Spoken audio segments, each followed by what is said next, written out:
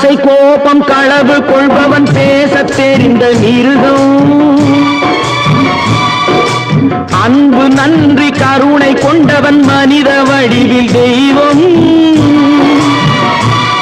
இதில் மிருகம் என்பது கள்ள மனம், உயர் தெய்வம் என்பது பிள்ளை மனம்.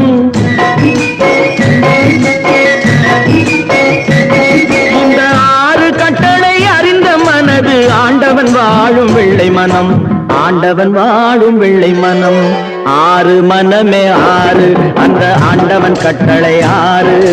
தேர்ந்து மனிதன் வாழும் வகைக்கு தெய்வத்தின் கட்டளை 6, தெய்வத்தின் கட்டளை 6.